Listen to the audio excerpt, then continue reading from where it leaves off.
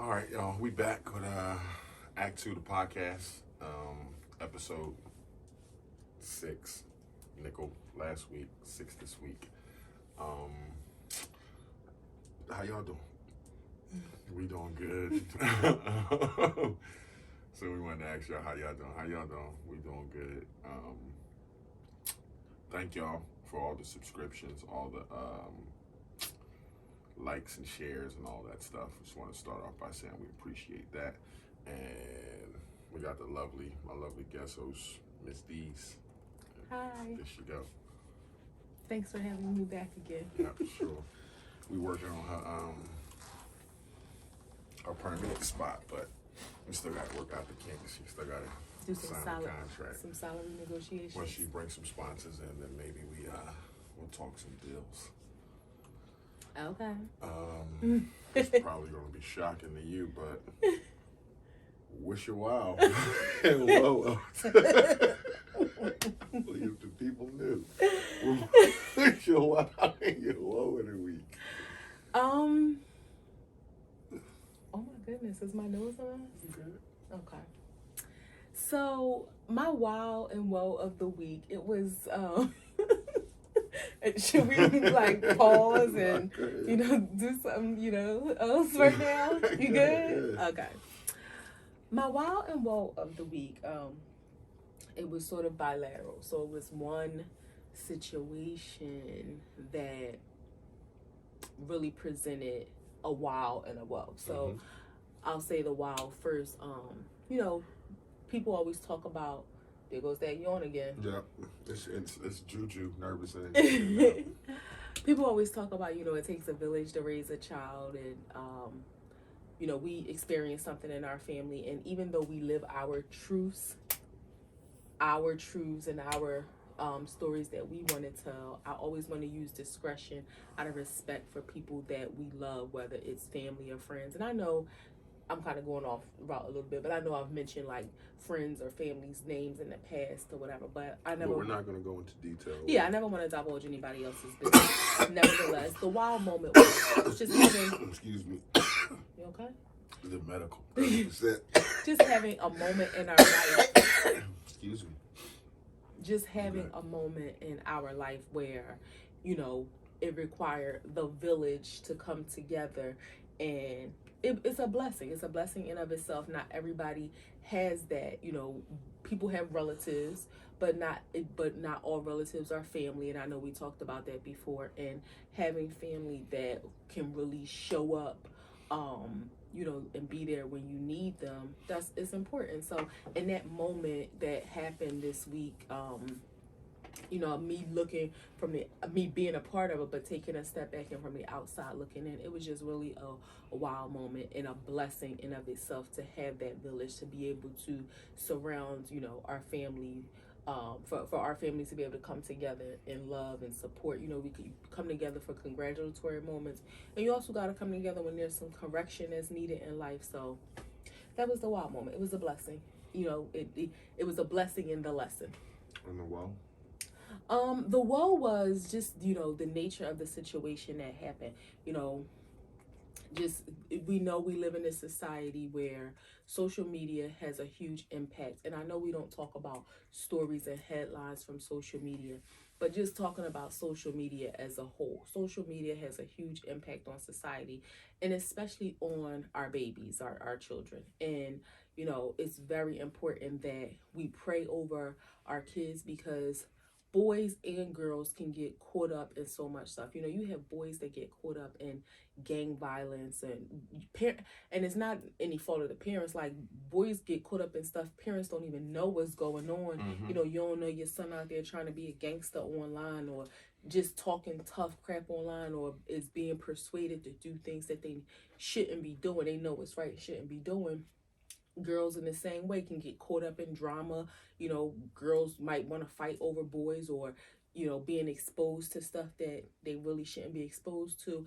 And both, you have all of these different, whether it's Instagram, TikTok, Snapchat, whatever, messaging like DMs and stuff like that where people can talk to strangers, and it's just really a scary world. So I think that was the whoa moment, because you hear about so much stuff going on in society. Again, girls being kidnapped or lured away by men or whomever. You hear about boys in fights and stuff, or just so much stuff happening, getting shot, and people like, oh, he was such a good boy, and yeah, he really might have been, and nobody knew. But social media is just, it's scary. Nevertheless, the whoa moment was just realizing things that you see happening in the world can come to your doorstep. And again, in the wild moment, us coming together as a village and being there for our family, and we stepped up like we're supposed to. But that was just the whoa moment where it was like, okay, this is real life. You like my edges? Yeah, this is real life. And nobody is protected from the perils of the world, and we really have to pray and pray over our children and protect them. So that was that. What was the wild? Well, what was your wild moment of the week? My wild moment of the week is hush hush. It's still happening. I can't share it with you yet, but it's something that I can't wait to share with you because you're my best friend and I love you, and I just can't wait to share it with you. But I just needed to be solid before I can. So that's my wild moment. That's awesome, whatever it is, but you're making my stomach hurt. And the whoa would be to piggyback on what you said, like just, I was honored to be a part of, should I say, the intervention. That's a good enough word. Okay, intervention. So, to be a part of that, to be asked to be a part of that. And it was personal for me for other reasons on another level. But you're right, we got to pray over our kids and take the phones out their hands, take the computers out their hands, talk to them more, engage with them more, because this is going to be the generation of kids that lack all kinds of social skills, all kinds of social awareness, just, not going outside, even with COVID and all this stuff, and then the internet, like, it's just a lot that the kids have to deal with, and it's going to affect them. This year is going to affect them. So I was honored to be a part of the intervention, but again, it was a whoa because of who we were intervening with, and it just pains my heart to have to deal with stuff like that. But I'm also glad to be a part of a family who shows up like that. It makes me feel good that we were able to do stuff like that. We're able to do something like that, and genuinely, not like we didn't want to, or like, it wasn't a question. That's what I'm trying to say. It wasn't a question. So I was glad to be a part of that, but that was heavy on my heart, and that was my woe of the week. Oh, wow. Yeah.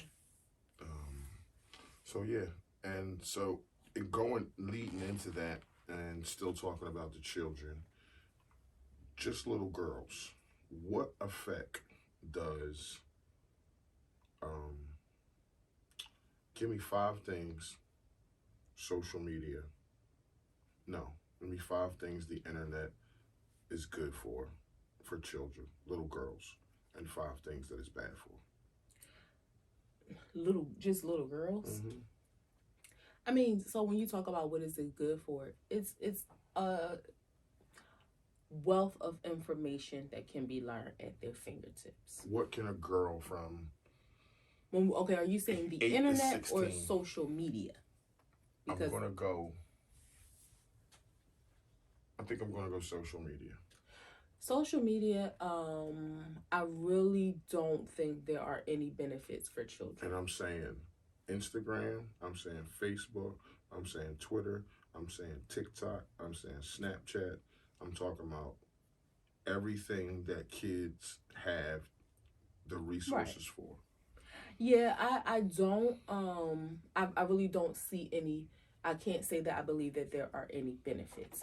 I mean, when we think about social media, if you want to think broad, you can say, oh, if you have a young girl who's interested in being an entrepreneur, there's some women who they can follow who are positive. But I think there's so many things that outweigh that positive representation online that it isn't beneficial.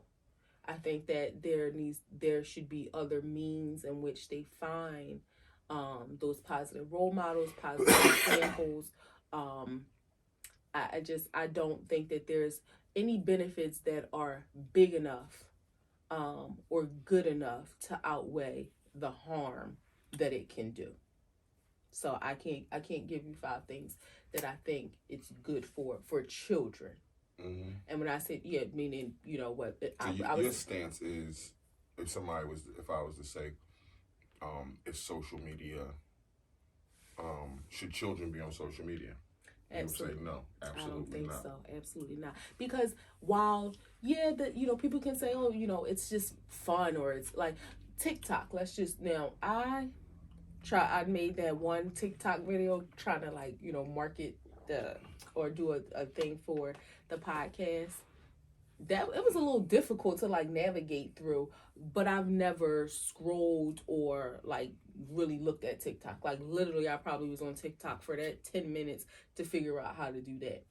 But people say, oh, it's fun. They have the videos and the dances and all that, and that's all well and good. But what happens is people take those fun things and insert the things that then become inappropriate. And I'll tell you an example. It was one of those videos or challenge. I don't know if it's a challenge or what you call them, but it was one of those videos where they were doing where it was like the lights out challenge. So you'd be doing something in the light and you click the light off and click it back on and it's like you're dressed or just the scene changed and it gives the appearance that it changed in like a matter of just a light switch. Mm-hmm. Well, I saw the one video where it was a couple and they in the mirror and the light switch when it turned back on, she was on her knees blowing them. And it's like, okay, for kids who might be, wow, looking at, I guess I guess maybe you can look up again, I don't know how it works, but I'm guessing you can look up the hashtag if it's hashtags on TikTok or look up that challenge and you can, how with the busted challenge on Instagram, you can click that hashtag and scroll through all of them. Mm-hmm. If TikTok works in the same way and you look up that particular challenge and you start scrolling through all of them, and yeah, it's cute, it's funny, hee hee ha ha. But what happens when the 10-year-old gets to the video of the light switch and the girl's on her knees blowing this man?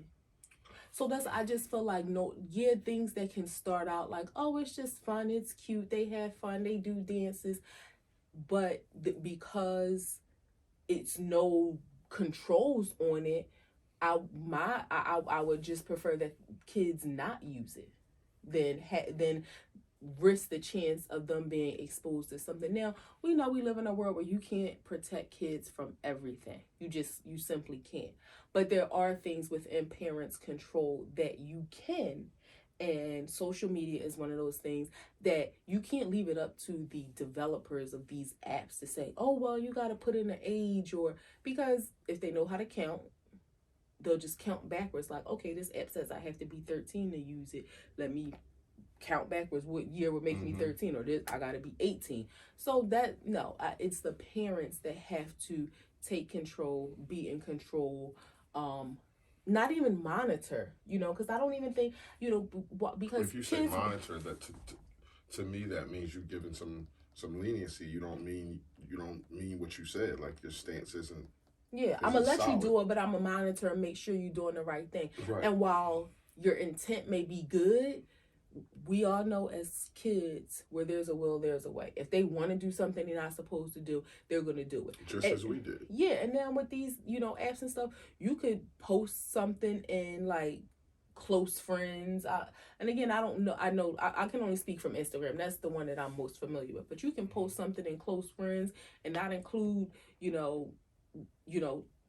people who you don't want to see it, or you can DM somebody something and then delete it, all that kind of stuff. So it's not even a matter of monitoring. It's just something that I don't think kids Should have should in their use.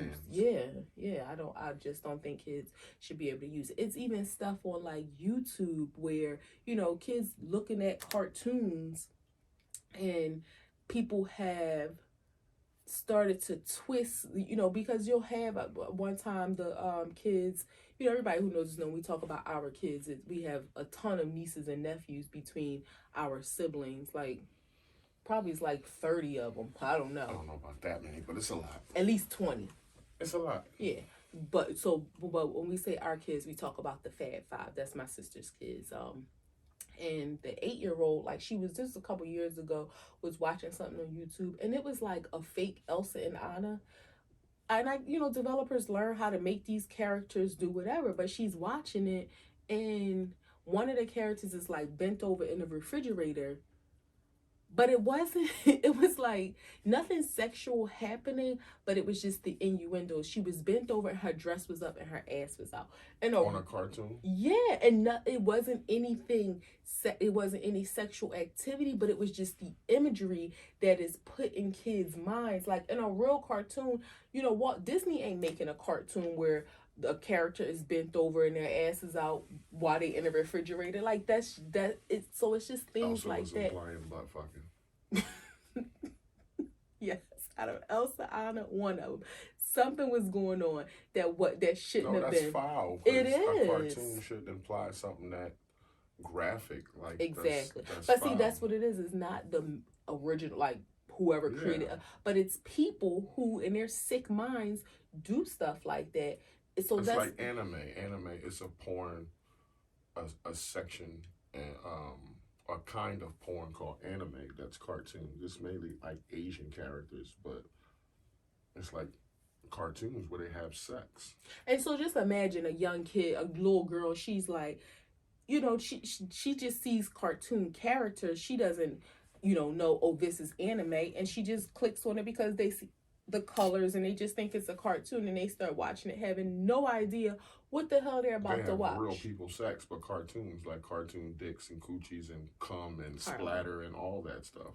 I just think that, again, back to your original question, I don't see any benefits on social media for children. I don't think that children should be allowed to have social media. From a male perspective, I feel the same way about young boys, because the internet is good because they can go, and if a young boy wants to be into basketball, like I have nephews who excuse me, are into basketball and have gotten better watching basketball videos on excuse me, on YouTube and stuff like that. So in that way it's cool, but having young kids be exposed to hardcore sex and being online acting tough, that's another thing young boys do, is be online acting tough, being somebody that you're not, and acting a way that your friends are acting just so you can be accepted, like with that peer pressure. And it's the thing you're talking about the next day in school, like, what was up with this on Instagram, what was up with this online the night before. And if you're not in the conversation, then you feel left out. But that's just something you got to be reserved with young, is being cool with yourself and not following people and just feeling secure in your own skin that you can do your own thing and still be cool and still be accepted. So yeah, I agree that you shouldn't have the internet at a certain age. I think you were saying up to like 17. Yeah, I would say like under 7. I mean, and again. And hold on, has society and technology in a whole, the industry wants to push technology. So of course they can push it to the adults, but has society and technology taken over to the point where they made the world where kids have to have the internet? Oh, and definitely. They have to have a phone. Yeah, but they don't have because yes. When we were young, we didn't have phones. We had the house phone, and I could go out 9 o'clock or 10 o'clock in the morning and come back at 10 o'clock at night, and I ain't talked to my mom all day. So Yeah, I mean, society.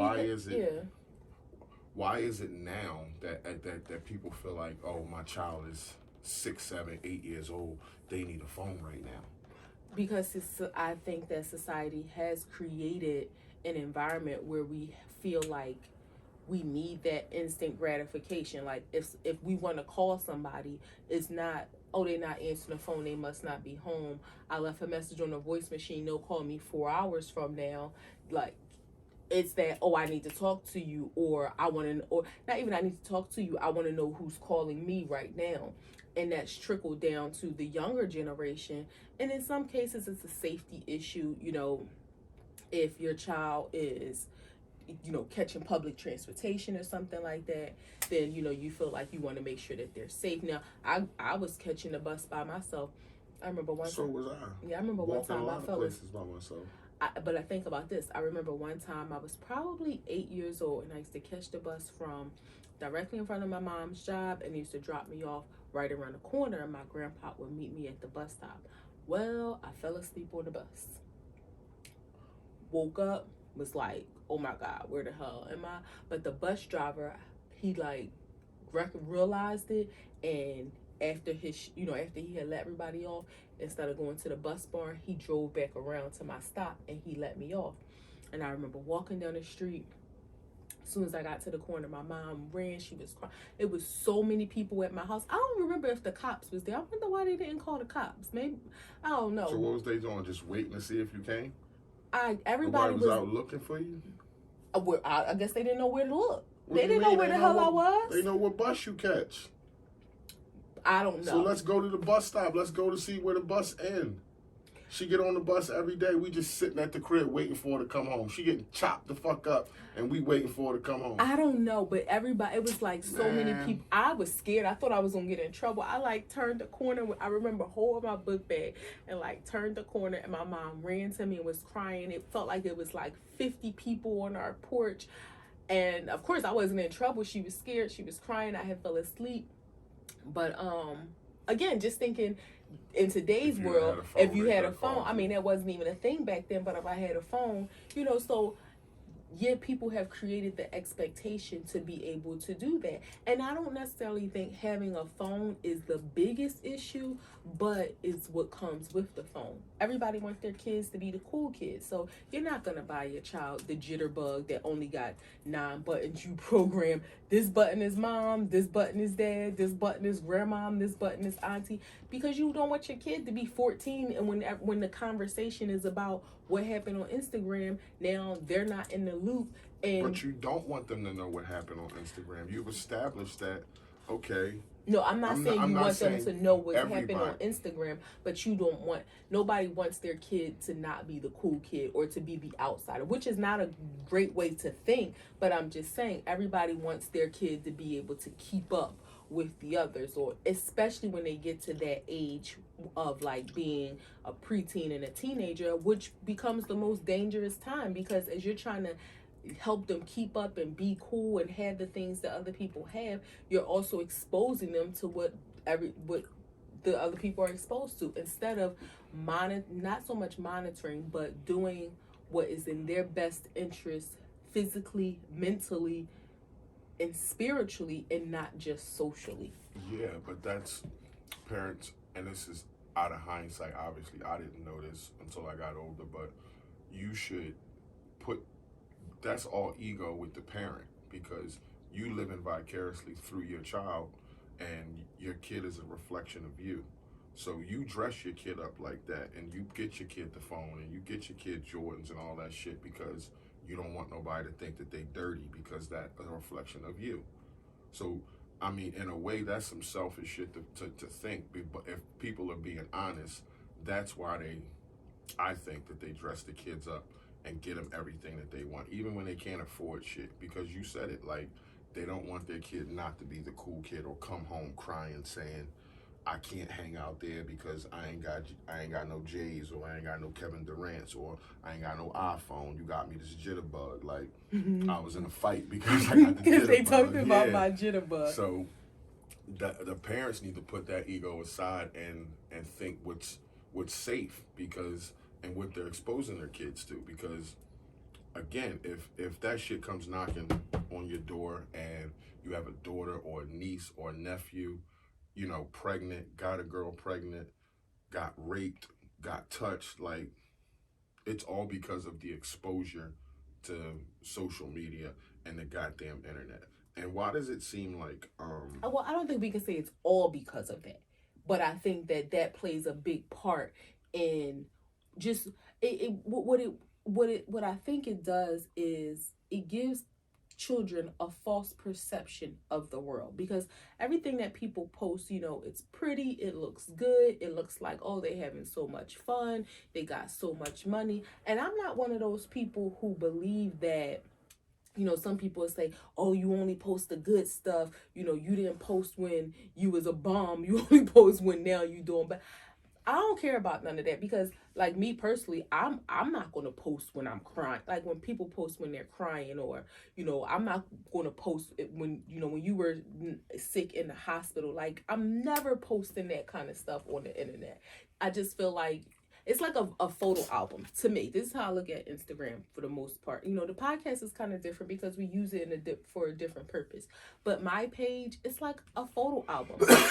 Why do I want bad pictures in my photo album? I want the pretty pictures. I want the fun moments. I want the memories that mean something to me. So I don't believe in that, oh, you know, we post the bad stuff too. Or I think that's just people trying to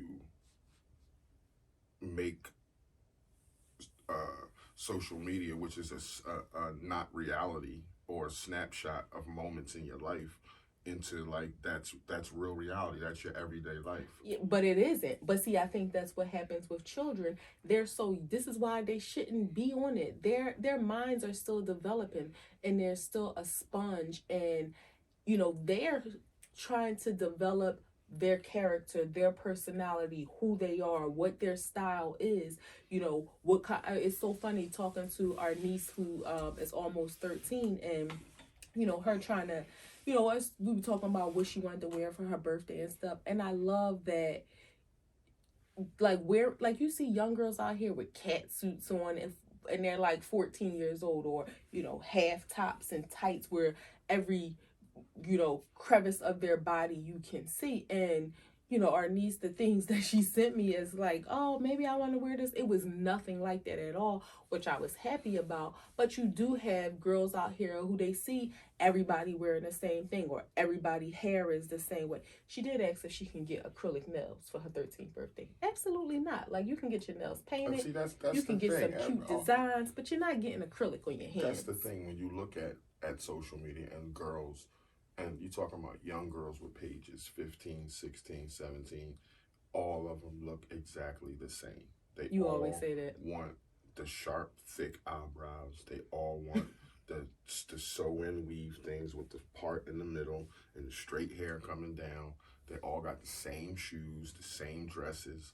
It's like there's no individualism. It's all followers. It's like this all robots. So just imagine a, you know, 11, 12, 13, 14-year-old girl who is in that prepubescent. That's not how you say it, but I know what you meant. And then it's a hard word to say. Prepubescent. It's not. You're gonna keep fucking it up. They're going through puberty. Yeah. They're going through that you gotta stage say in it their fast life. and keep going. You can't keep Prepubescent. Yeah. Go quick with it.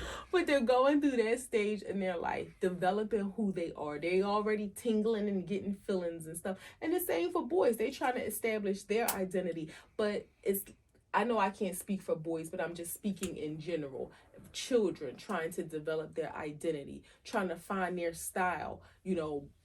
But like our nephew, I love, like, he knows what he likes, what he don't like. You know, I like J's, the Jordan 1s.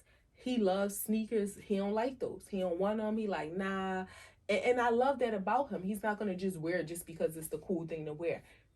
Every damn thing he wants is black, which annoys the hell out of me. But that's his style. He knows what he wants. He don't want to be like everybody else. He don't care nothing about names or anything like that. So I love that about him. But you have a lot of children who, no, don't get me wrong, Well, I'm hold sure. up. Is that because, and we know him, obviously, and we know how he came up. Not that he came up bad or anything, but he didn't come up with the labels and the exposure to all that shit where other kids that he might have went to school with did.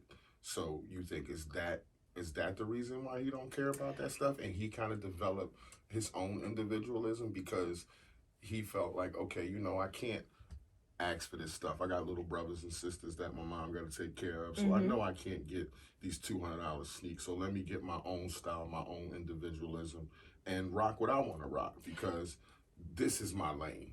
Yeah, I mean, don't get me wrong. He got his Yeezys. He Right. liked that. So I mean, he has some things that he liked, but he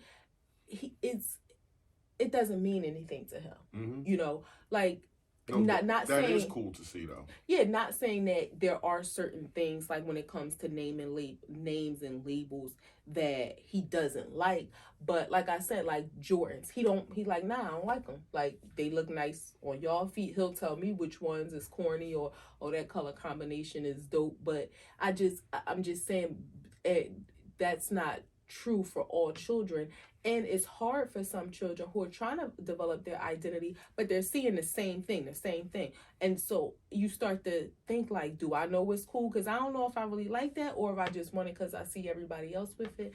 But another thing I wanted to go back to that you mentioned about parents, one of the problems I think is because that one of the issues that I think causes the problem is not just the children, it's the adults, our generation, that's wrapped up in the social media too. Because you have to think for 10 years, I guess. Well, I know Facebook has been out longer than that. So Instagram maybe about 10 years or so. So you think about a kid, let's just say somebody who's 16 years old. Hold on, I have a question leading into that. Not to cut you off, but the adults with social media, and you can speak from this because this is a question that directed toward all the women. Why is it that most women, and I don't want to speak broadly, but most women know that younger women look up to them? Am I okay in saying that? I guess, yeah. Okay, so I'm not gonna say all. Most women know, especially women with nieces and daughters and stuff like that, know that their little girls look up to them and the stuff that they do. Why does it seem like when I look on the internet and when I look at social media that y'all sexualize yourselves? Like, why does it seem like women sexualize yourselves and then when men do it, y'all don't like it? Or y'all sexualize yourselves with the hair, the makeup, the small dresses, the shoes, and all that stuff when you got daughters, or when you got nieces, or when there's other little girls that might be looking at this shit, that this is the stuff that they're exposed to. And I'm not saying it's your fault, but do you ever think about that? So like, I mean, even when you give your nieces makeup and stuff like that, like, okay, you think that's an innocent gift, you can play in this and do shit like that, but when you really look at it at 6 years old, at 7 years old, that's way too young. I think, and that's just my opinion, but as a woman, do you ever think about that? Like, why does it seem like y'all sexualize yourselves? So that kind of went in a different direction than what I was talking about. But so when you talk about social media and sexualizing yourself, now I can speak from my own perspective. My niece is not looking at anything I post on social media, or at least they shouldn't be, because in my opinion, they not on there. Now, and I've always been that type of person who, whether it's your daughter when she was younger, Toya's daughter when she was younger. I even remember one time Geneva's daughter, she was modeling and she posted a picture. It was like in a bodysuit or something, and she was sitting on a stool, and in the way that the picture was cut off, it cut off like right at her crotch area. I'm the type of person, the auntie, in anybody's life, that if I see you doing something that I think that's inappropriate, I'm going to speak on it. And I said something to her like, I think you need to crop that picture up just a little bit so that, instead of it stopping here, maybe it stopped here. And she did. Like, she deleted the picture, she posted it again, and it was cropped differently. So And she, guess what? She might have been like 21 because she like 25 now. So, but still, like, I love her. To me, that's my That's baby. dope. Yeah, that's my baby, and I'm not going to allow her to put herself out there in that way. Now, if you dressed up, looking sexy, looking good, you got a little bit of cleavage, you got a little bit of booty, you grown, and you out there dressed up, that's the world. Yeah, women are sexy, and I don't think you should hide that. But when you talk about sexualizing yourself because you know people are looking up to you, again, like I said about when your daughter was younger, me saying stuff to her about, and I think what you're posting on Twitter is inappropriate. Never really had to say anything to Dage because she knows that her mom has always been looking. So I don't think, it's nothing that she's posted inappropriate, but she knows that I would have said something to her when she was younger. You're speaking from this on a personal level, and I get that because it's you. But Right. I'm just saying, when you see like a busted challenge, like that shit goes through the entire internet, through TikTok, through everywhere, and it's like, okay, these are grown women. And I'm not saying you because you're cool, you're safe, you actually have a conscience of this. But when it's other grown women putting shit out there like that, don't you know other little girls are gonna try this or do this? Is Yeah, all but you I'm gotta saying. think, okay, you gotta look at it in this aspect. Little girls shouldn't be on Instagram. I mean, that I don't even know any other way to say it. Yes, that's true. And I look at it from a different perspective. The busted challenge was cute. We looked at a lot of them, and there was some girls, they was doing the damn thing. They looked good. I don't think, as a woman, as a wife, I'm not doing the busted challenge. Like, that's something I might make a video and send it to you. So when you talk about that and women sexualizing themselves, it to me, it goes beyond because somebody's looking up to you. Because again, little girls who look up to you shouldn't be on Instagram, But they are. but they are.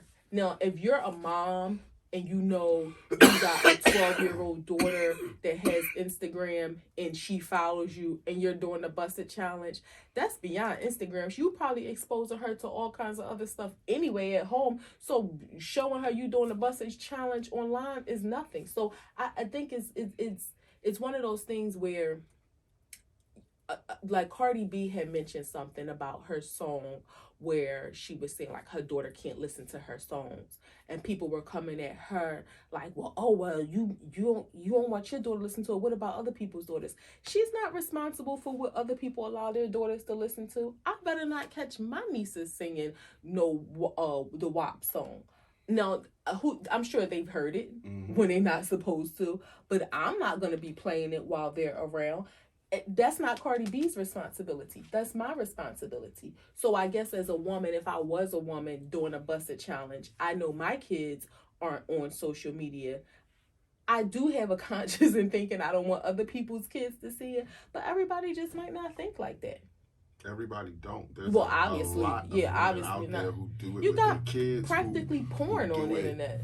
who do it with their nieces, who if they put a bathing suit on, then my daughter put a two-piece on too, like me, so we can match. Like, it's all that kind of shit where now you on a beach and it's grown ass men and you got a 12-year-old walking around in a two-piece because my mom got one and we dress and we taking pictures, putting them on the gram. Like, that shit is it's foul in a way as parenting is involved, but it's like, what do you expect? I Like, there's mean, got to be something done to where all this exposure about sex and like, yeah, you can say I'm responsible for my nieces and who the people I don't want to see stuff and my nieces won't see it, but still there's still a girl out there who can put something out that other little girls will see, and it's like there's more of a people without a conscience of that shit than it is.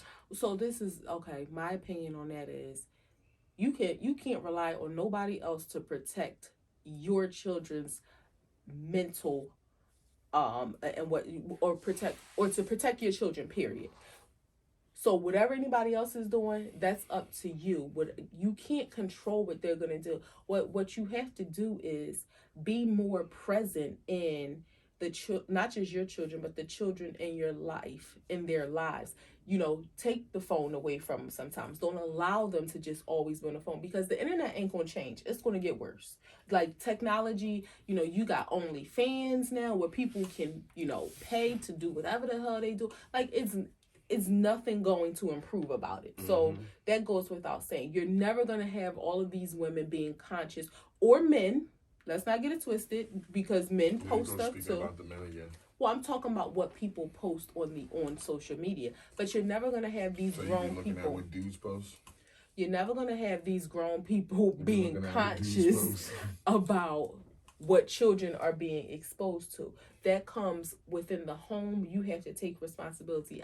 And you know what? It makes me think about just parents being involved in making children use these phones for their benefit. Two examples, and this comes from Toya. One time she had sent me a word of the day or something like that, and she was like, my mistake. She was meaning to send it to the kids, and she was like, that's something that she do every day. And I stole that idea. For a while I had started doing that. I think I was sending them to you too, but you don't like group messages. No, not at all. So I was sending it to the kids too. And it's about being consistent, because I fell off and I stopped. But it's like, you know what? They got these phones in their hands all day, all the time. Make them do something worthwhile with it. Another thing she did, this is for February, Black History Month, and I stole her idea too. Thanks, boo.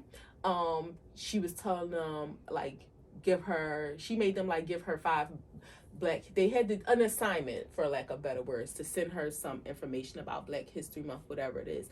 So being a part of the kids' daily life, you know, they're on the phones, allow them to use it for things other than social media, but also setting boundaries. Like, we know in our house, and we grown, we ain't had no kids here, but just between the two of us, like, when we eating dinner, we don't have phones in our hands. Fuck no. You know, if we chilling, sitting there, just legitimately spending time together, we don't have phones in our hands. So that's what you have to do. Break that cycle of the kids literally having the phones as an appendage, where they can't blink, they can't do anything without their phone. How many But times they're sick and miserable without it, and parents give up and say, they'll get over it though. That's the thing. That again, because you're walking around here and you're making the house miserable because you're miserable. You can't. Children will adapt.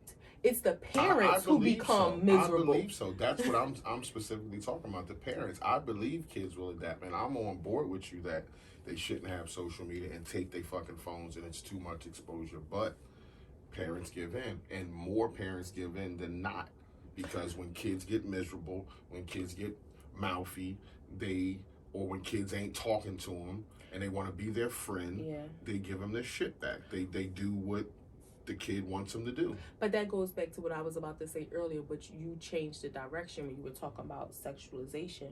A lot of parents are right. It's your show. You can talk about what you want, and I flow with it. I'm just going back. Oh, I always. People out there, when somebody do this to you, is this not the universal sign for that? Somebody do this to you, you just go. Every time he do it. For years, every time I do this to her, it's some weird, like. I don't be knowing what that mean. The other day, you was just like, I thought you wanted a fist bump. Jesus, that's this. Oh. That's a fist bump. This is universal sign for that. That's it. We do 2 up top. Yeah. Anyway, a lot of the parents are wrapped up in social media themselves. So it's hard for you to monitor what they're doing across the room when you're in the phone. How many times we go into restaurants, you'll see a table, and it might be a little kid that's like 2 that got an iPad to keep them company. You might see 2 other kids that got phones. The parents have phones in their hand. Nobody talking to each other, having conversations. That's because the wife is not interested in what the husband is he likes. The dad ain't interested in what the son likes. The son ain't interested in what his little sister likes. So nobody ain't give a fuck about what your thoughts of the day was, what happened to you today. But this is another thing too. You have to think. Again, I was about to say this earlier. Let's say Instagram has been around for 10 years, right? Mm-hmm. For a child that's 17, that means from the time they were 7 until now. That's more than half their life. That's all they know. It's more of a novelty for us, because you figure, okay, I'm 40. This came around when I was 30. This is, you know what I mean? So it's more so the adults that's being swept up into it. So that's why they don't even realize the impact that it's having on the kids because the kids is doing what they do. You got So what's babies. worse, to be swept up in it as an adult, or to be a kid and be like, this is all you know in life? I think to be a kid. Well, I think to be a kid Like, you think this is because the way of life, this is normal, yeah, because at least we know how that it used to be. yeah, we have some sense of reality and we could, it's funny, it's not funny, it's sad, but it's funny when you see somebody who's like I'm just saying, like we know some people who are posting things about life and you be like, dude, they forget like people know them in real life. That ain't your life. Like you ain't no gangster or like that ain't where you. So, but kids who see stuff like that, they're not quite old enough to really delineate between fact and fiction, reality, or they just make it look good. And I know a lot of people talk about filters and all that and blah blah blah blah. People know what they look like when they look in the mirror. But I think it does create People a don't problem. like who they see when they look in the mirror. But it does create a problem with self-esteem. You know what trend, and I like to mind my business. I don't like to tell, what people do is their business. But a trend that I see coming back that I never liked when I was younger is I see grown people getting color contacts again. And I'm wondering because they have those apps where you take a picture and you can, I mean, not apps like the filters where it can like kind of change your eyes. I wonder if people don't take so many pictures with filters, they don't like themselves with their real eye color, so they like Nobody likes let me themselves. get them. That's why they use filters. Like, when I grew up, I didn't take pictures. There's not that many pictures of me as a kid. There's some, but it's not a lot like other kids had. But you took a picture with a Polaroid, and the best you hoped for was like, oh shit, it got red eye. Like, get the red eye out. Now you can like change your complexion, give yourself cheekbones, slant your eyes, pout your lips, and then take the picture, and it looked like a real picture. Like, Yeah. that's having a false sense of security in who you are and not being comfortable in your own skin. Like, And if so you that's at the why most a flash, if it's nighttime, but if you got to do 10 filters to take your picture, and that's, you look down your Instagram page and the last 50 pictures have been all filtered out with 10 filters apiece, that's not you. that's why I say I think it's more harmful for children because again, you're at that very delicate age where you're developing your identity, your self-esteem, being your confidence is growing so that you can know like I'm the shit, like so that you can become that grown, confident woman when you walk in a room. And I love makeup. I like a made face when I feel like it, but You have most to of the be time the you get shit this. first before you walk in the room plain. Then you could put that shit on and even be more of the shit. That's But why that shit, you can't put that on to think that you're the shit. Even men can see through that. Even with a woman dressed to the nines, makeup on, flawless looking, if she ain't got no confidence in how she carry herself, you can clearly see that. so can So, yeah. okay. I'm sorry, I was gonna say, can we not change the subject, but flip the script because again, I can't speak about men, but I don't want to make it seem like social media is only detrimental to women. So, what negative impacts do you see it having on young boys and men? On young boys, it has that negative impact of being online, thinking you tough, um, flashing guns, flashing money phones, and things like that, wanting to be cool, and being in the wrong crowds. So it has that, again, like you said about the girls, seeing grown people stuff when you're a kid and wanting to indulge in those things. And the internet's the way you can get on there, talk some shit to somebody that you probably shouldn't be. Like, now you could actually get online, say a young kid, a young boy, 12 years old, and talk shit to somebody in Chicago or LA or Florida, and you don't even know these people. Like, and real gangsters, like, some of them take that shit seriously. So you could say some fly shit to somebody and that person really pull up on you. And you just thinking you behind your computer talking, dropping your location and all that kind of shit. That's it's like unheard of to do something like that. I'm going to say the foulest shit I can say to you because I'm behind my computer. And then I'm going to tell you where I'm at, which is probably my grandma's house or my mom's house or some shit. So now I'm bringing that to them. And then the dude that I'm saying it to is triple OG, triple OG, triple OG, and he coming through. He ain't taking really that shit want this because smoke. he got a lot of followers, and that shit smoke. that you said, all his people see now on the internet. Now he got to come through. So it's bad for boys in that sense, and men with the sexualization. It's like, okay, you look online and it's, most men, 95% of men scroll through Instagram and see ass. Like, ain't nobody trying to see no. Some men, 10% trying to see, okay, damn, that's cool. She got a business that's banging, like all that kind of shit if you into that. But most dudes go to Instagram to see ass. And there ain't no shortage of it. It's all girls on Instagram who all look the same, who showing ass. Like a something like a OnlyFans, like a man can get lost in that. Like that's kind of like borderline cheating, depending on how much you indulge in that shit. Borderline. It's not cheating if you look at porn. It's not cheating if you look at OnlyFans or Twitter or some shit like that. But it all depends on how much you indulge in that shit. If you indulge in that shit where you got $150 in OnlyFans a month, you got 6 or 7, 8, 10 OnlyFans, you jerking off and shit like and by yourself, like you overindulging in that shit. You trying to contact and DM people when you know they in the city, that kind of shit. Yeah, that's borderline cheating. So no, that's cheating. No, that is cheating. I'm saying like the other stuff. Right. That's overindulging in that shit. Like that's I can be online and show you a girl and we can have a conversation about it. But to be online and be trying to DM bitches and oh, it's Pinky, she coming to the city, she coming to Onyx, like I'm trying to DM her. Like no, like that's overindulging in shit. That's going way too far. And it's a lot of men out there who do the gram just like that. Don't nobody go on there to look for, you know, like other shit other than ass. So, can I ask another question? Mm-hmm. And when I guess I'm going away from looking at the impact it has on children.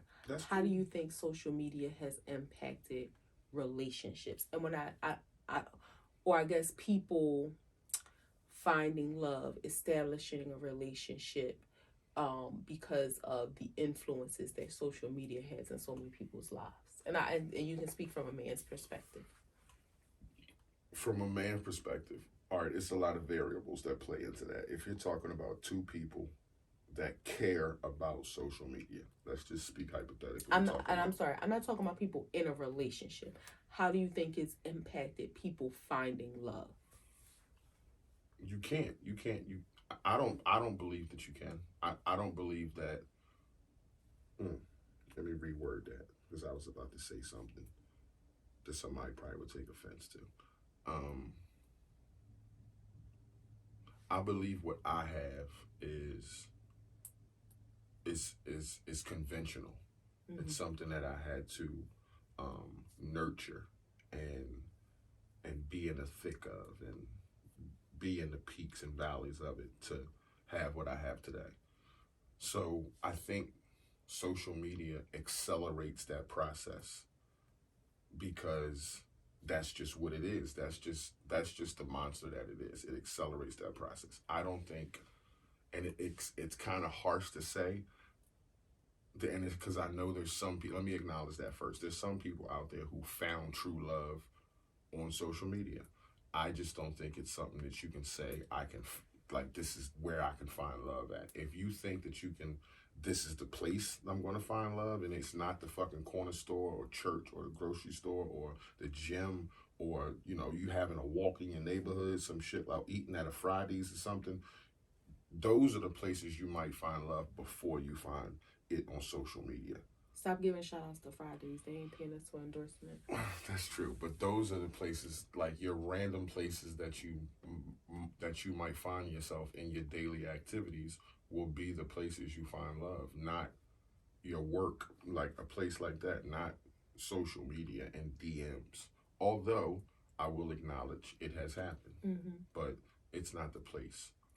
Yeah, I think one of the things that's Hold on, and also, I know you said you wasn't talking about couples, but I do think it affects couples too, because social media, it creates a competition within two people, within how many followers you got, how many likes you got. Really? Do you follow? Yeah, you should see some of the stories. Do you follow me? Why don't you follow me? Why don't you post me? I post you. All that kind of shit plays into it when you talk about two people trying to be in a relationship and two people who care about social media. So all that affects it, because you got your notifications on. It's like ding ding. You didn't like this picture. You didn't like that. You don't post me, but you post her. You don't post him, but you post like your like all that shit plays into it. Wow. So yeah, it affects couples in that way too, because it creates a competition within the relationship when it shouldn't be. Yeah, that's crazy. I guess I don't So know. now are anybody you competing with each other in this non-real life? You competing with each other in this non-real life, and the real shit that y'all going through that's going to make y'all ain't paying no attention to that. I mean, I will say, if I mean, it's hard to say how you would feel, what you would do from the outside. But if I was in a relationship with someone and I guess it would be a thing like, why don't you ever post me on your page?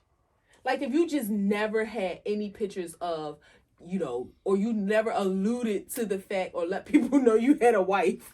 That's like, where you wrong at, because it's like, this is social fucking media. This is social media. Right. I don't care about that shit like that, and I don't want to put you up there or show people that I'm dating you. Like, it's social media. It's not like I never took you to my family Thanksgiving or my house or anything like that. I guess when you say dating, that's so one when thing. you talk about specifically why I didn't post a picture, like, we really about to argue in our relationship over this shit? This I'm really not about to be a beef Instagram? I'm not saying that. The family reunion. You was at Thanksgiving. Right. You talking about a goddamn Friday night picture.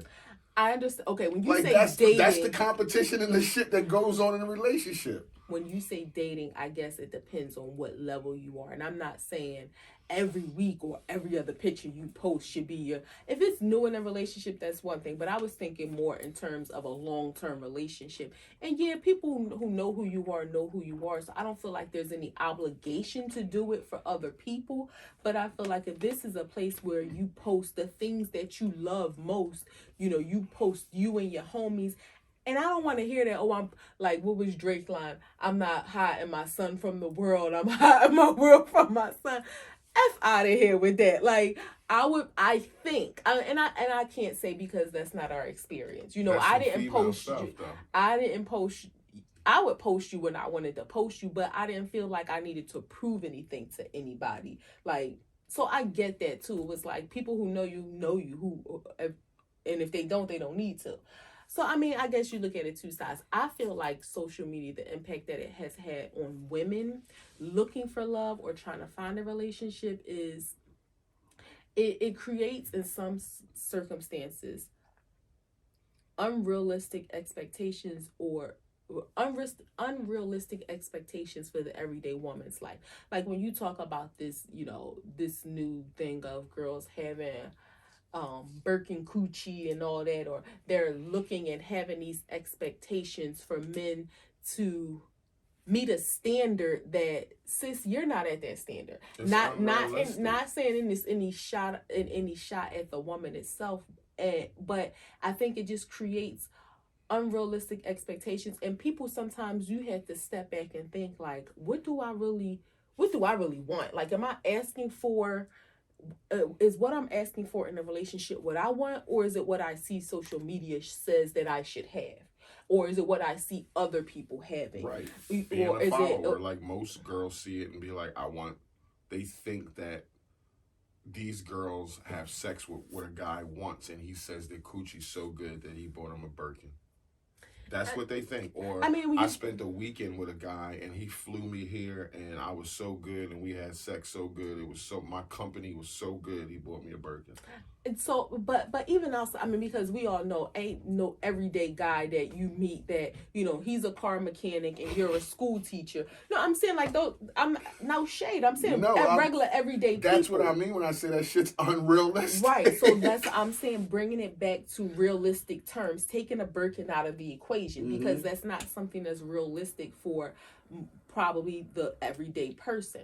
But even in with your everyday successful career woman, career man, you know, I think in some cases it creates false expectations and it takes away that factor of people getting to know each other, of people really being able to establish and determine what they want. And somebody who I love, you know, we had a conversation because they were going through some relationship stuff, and I think we were talking about love. Somehow it led to love languages, and they said something about, you know, they always said their love language was receiving gifts, and it was good to hear them say, you know what, I had to think about that. Like, is that what really makes me happy? Or does it just sound good? Because, yeah, who doesn't like some? And we talked about this a little bit before. Who doesn't like for somebody to buy them something? Of course, everybody likes a gift. But is that really my love language? Is that really what speaks to my heart? Is that, and we talked about how in some capacity everybody wants all of the love languages. Maybe you want this one a little bit or this one a lot, but is that really my primary love language, or am I just saying that because it sounds good, or am I just saying that because it's like, yeah, gimme, gimme, gimme, buy me? But in terms of having a real meaningful relationship, you know, she was like, I had to step back and think, like, what is it that I want? What is it that fulfills me? And it was good. I was happy to hear her speak in that way and to say that. But that, I think part of that was driven, and I think she might have said it too, but part of that was driven by social media, where you see people getting gifts and, you know, trips and this, that, and the other, and you think, ooh, that's what looks good in a relationship. But is that for you? Is that what you, again, we all want a gift. We all want a bag. We all want shoes. We all want, you know, people to buy us stuff. But is that what your heart really thrives on? So I think that's part of the problem with social media is it takes away the it doesn't take it away, it clouds people's minds. Not only that, is that what you want in your heart? For the young girls who see that shit, we talked about this and we ain't gonna go into it, but are you willing to do the things that those girls are doing to get that stuff?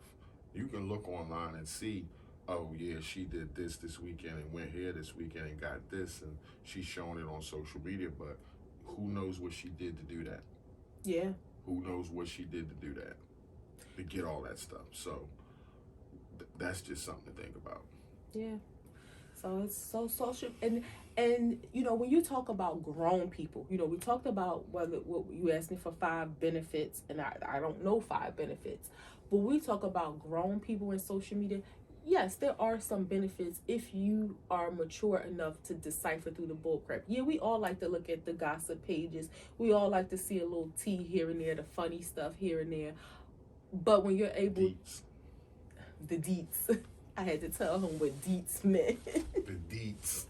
Like deets, give me the deets. The details, he didn't know that. I thought she spelled dates wrong.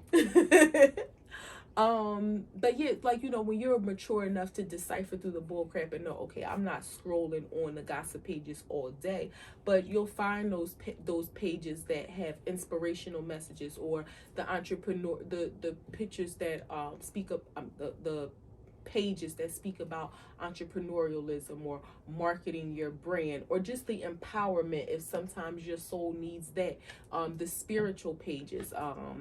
So there are some benefits that you can find in social media as an adult.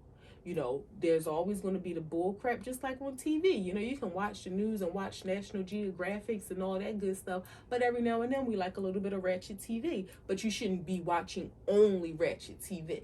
So, in my personal opinion. So the same with social media. There are some benefits to it for adults. Social media it's changed the way that the world works. Like, there have been major organizations that have created career paths for people based off of social media. Like, now, okay, Wendy's when it was like, the people was always talking about who's behind their Twitter page because they really be popping off. Like that's somebody's real career that they have. Social media engineers, marketing people. So social media is not going away and is always going to be a part of society. For adults, it can be beneficial. But I think as adults, we have to be mindful and we have to be responsible in how we use it because kids are watching too. When they see mommy always, when we at the doctor's office, when we at the restaurant, when we in the market, when we at the red light, mommy always First thing scrolling. you do when you wake up in the morning. Yeah, all mommy that shit, always you on the toilet, Snapchat. you taking a Daddy piss on always it doing already. it.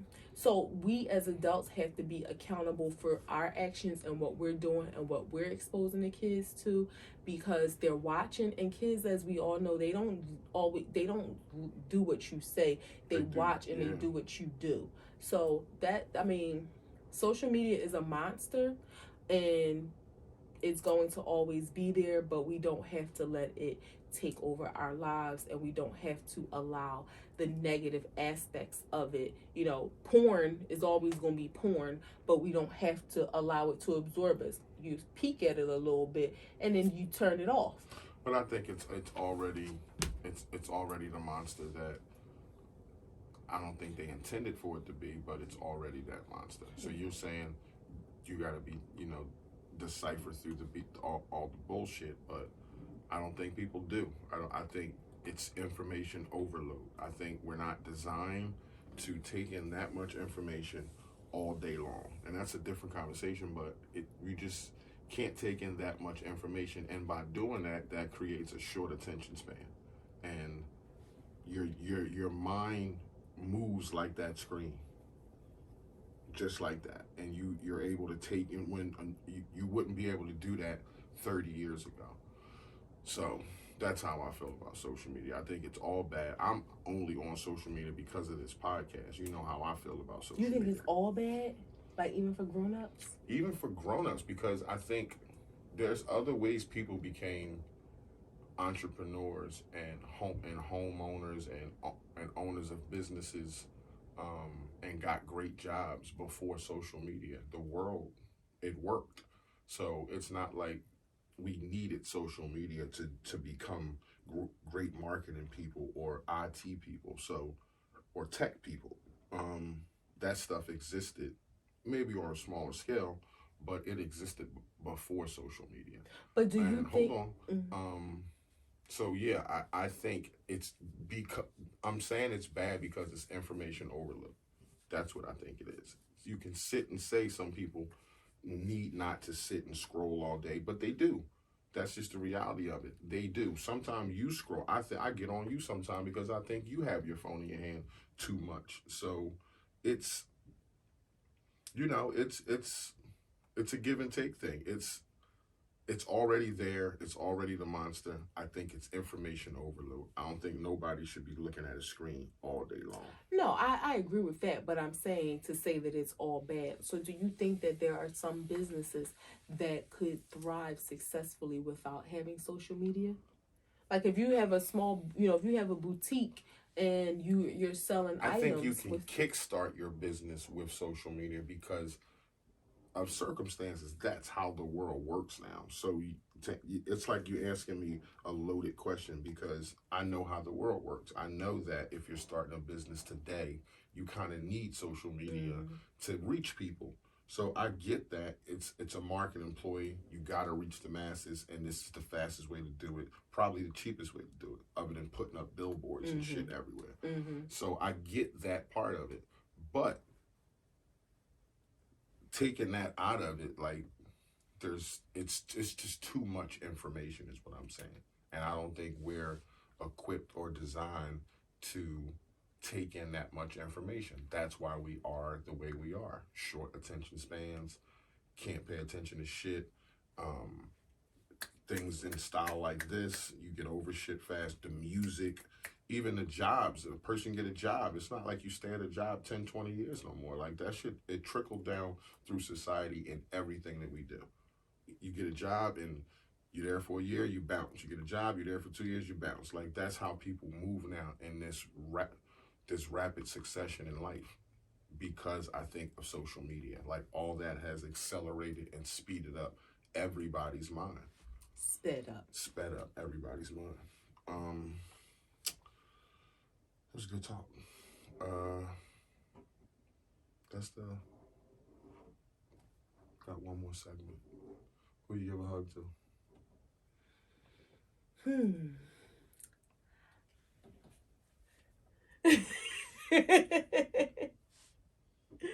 I'm gonna give you a hug. Who you give a punch to? I would give a punch to Frosty the Snowman. I am tired. I'll be so happy when you move me to California. We got before you told me it was 5 years, so now we done to 4 years. Yeah. Let me tell you, we can downgrade. We can live in a studio and ride bikes. We live in no goddamn studio. We going to Cali. We right. I just don't want to be but now it's an ice storm in Texas, so who knows what's gonna happen. It's bad in Texas. I know. Pray for Texas. Burst in this building, and the ceiling fan had icicles coming from it. Yeah. Icicles on the ceiling fan in the house. It's crazy, but nevertheless. So Frosty gets the punch. Frosty gets the punch because I'm so sick of this snow. So yeah. I would Who you give a hug to? I would give you a hug, baby. Kiss me too. Kiss. Okay. And who would you punch? I will punch you. Why I get a punch? I don't know. You probably get on my nerves one of these days. Just in case you do something. But you don't punch me in real. I mean, this is real life, but whatever. What else was I getting ready to say? Positive message for the women out there. Just something positive for the women. That caught me off guard.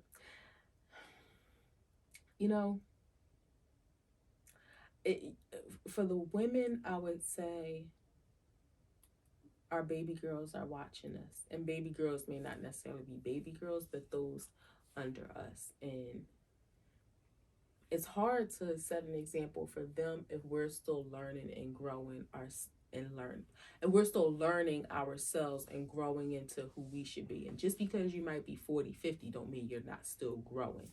So continue to love yourself first. Love on you, be true to you, set your standards, because that will speak more volumes than your busted challenge and all that other kind of stuff that you may be entertaining. Say the busted challenge for your boo. He get videos. But love yourself and set your standards and live a life that you can be proud of, because that's what's going to be more memorable than the things that you may post. Positive message to all the men out there. It's a big if you think you have a great woman, a good wife, fiance, girlfriend by your side, invest in her. And I don't mean financially. Listen to her, talk to her, step up, jump in feet first, fight for what's yours, stand up for what's yours. If you love something, it's okay to say it. It's okay to be in love. It don't make you no less of a man, because you got to live that life, and that's your personal day-to-day. So if you got a good woman by your side, don't let her slip away. Fight for her,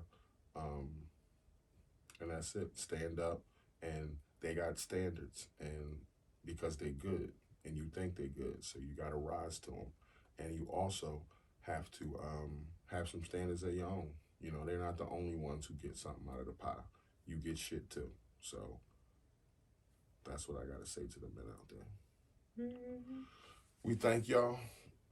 This is episode 6, A2TP, the podcast. We appreciate the subscribers. We appreciate the love, the support, the shares, the likes, the comments.